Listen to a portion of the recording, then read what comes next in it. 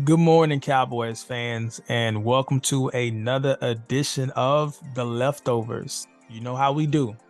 We always wait, right, until the game is over, and then we'll discuss or we'll digest what we've seen from America's team. Whether that's Sunday night, Sunday afternoon, whatever the case is, we break it all down, or I break it all down from my perspective. And even just looking back on yesterday, you don't feel good about being a Cowboys fan. Yeah, I understand it says that we won, but it doesn't feel like a win. You don't wake up as a Cowboys fan with your chest puffed out, right? You don't go to work bragging about beating the Houston Texans, right? The Houston Texans who before yesterday walked into that game with a 1-10-1 record. I'll repeat, that was their win-loss and draw record. 1-10-1. To give you some perspective, Vegas had favored the Cowboys to win that game by 17 points. 1-10-1. And I know what you're saying to yourself. That old Any Given Sunday line from Al Pacino. Any given Sunday. And that may be true, right? But when you look at things from within the lens of what the Eagles did to the Giants, what the 49ers had did to the Tampa Bay Buccaneers, you don't feel good about yourself. You just don't. Even what the Detroit Lions had did to the Minnesota Vikings, and that's just within the NFC. And then as a caveat, when you look at what Baker Mayfield, who hadn't had any practice. I know you're saying to yourself, what does Baker Mayfield have to do with the conversation? It has a lot to do with the conversation. Baker Mayfield goes to the Los Angeles Rams, and within 48 hours, he's given a jersey saying, "Hey, you're going to start." And I don't think he started. I think he, came in, into the game in the first quarter, right? But he leads a game-winning drive 90 yards down the field against a phenomenal Raiders team. And again, I don't say phenomenal from a record standpoint. I'm saying phenomenal meaning they had won 3 straight games. When you look at their roster, right, they are a really good football team. But he leads a game-winning drive, right, with receivers he hadn't had any practice with a playbook he doesn't even know. But he was able to do what Dak Prescott did yesterday against the Houston Texans. So you have to ask yourself a question. Have we seen the best of one Dak Prescott? And I posed this question also to my friend Adrian Cashaw by way of Facebook. And he says yes. And I have to agree with him. I think we've seen the best of one Dak Prescott, because you typically would ask this question 10 or 15 years into a quarterback's career. This is only year 7 for Dak, but I don't see him improving or even just performing at a higher level.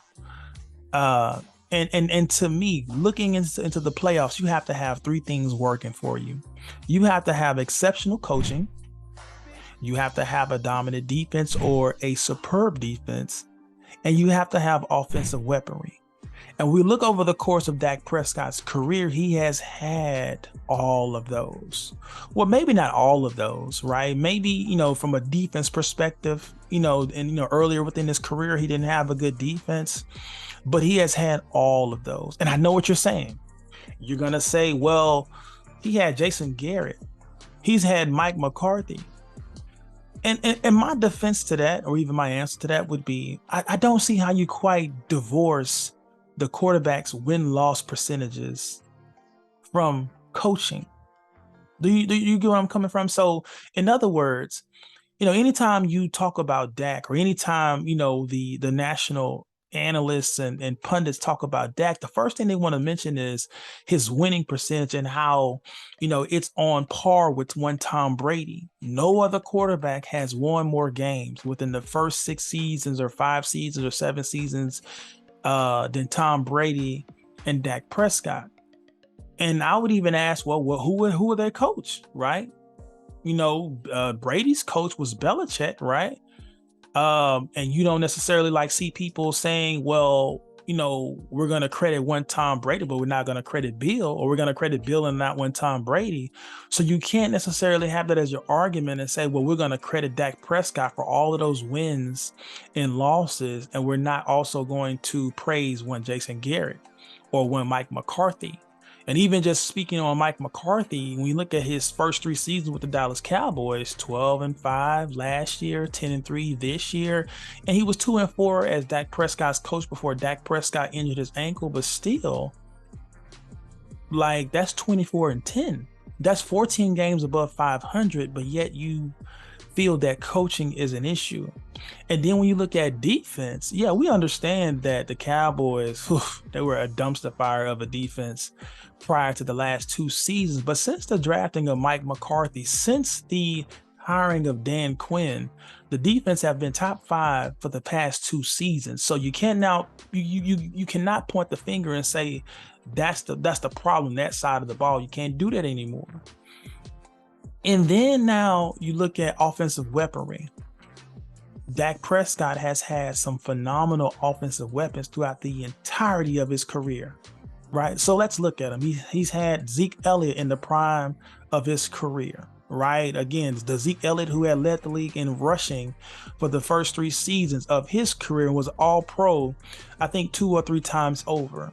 He's had a Tony Pollard, right, who is emerging as one of the top backs within the National Football League.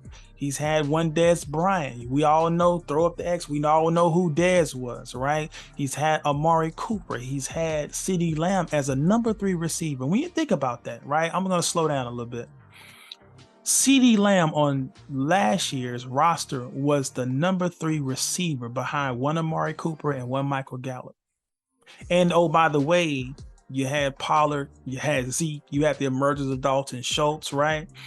And so, also you had Cole Beasley, Jason Witten, right? So you had, the Cedric Wilsons, you've had the Bryce Butlers, you've had offensive weaponry throughout the course of your career, and at any time you were never left void of anything. But yet, somehow, some way, you haven't performed to higher expectations. And so I know what's going to happen, right?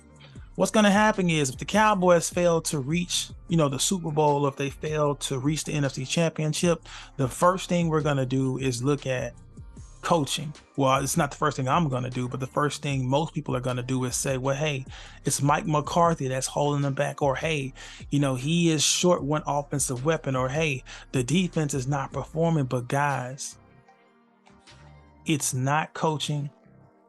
It's not the defense. It's not even offensive weaponry. It is the fact that, again, that quarterback is limited. Dak Prescott is limited. Dak Prescott, to me, is a great play-action quarterback, meaning when there's space and opportunity, when the run game is working, you have like those windows, and you have the separation, right? He's phenomenal. But when it comes to playing pocket QB, when it comes to pre-snap reads, when it comes to just really taking over a game and winning in spite of things not being perfect, he's not the guy. Again, I go back to one Baker Mayfield. Baker Mayfield didn't even have a practice with the Los Angeles Rams, and he pulled off the equivalent of what Dak Prescott pulled off against the Houston Texans without one practice. So you got to ask yourself a question. Have we seen the best of Dak Prescott? And the answer is yes. All right, you guys. Well, hey, listen, we got the Jacksonville Jaguars up next. Don't forget to like, subscribe, or even just share the video. I appreciate in advance all of your support. You guys have a phenomenal day, and I'll talk to you soon. Peace.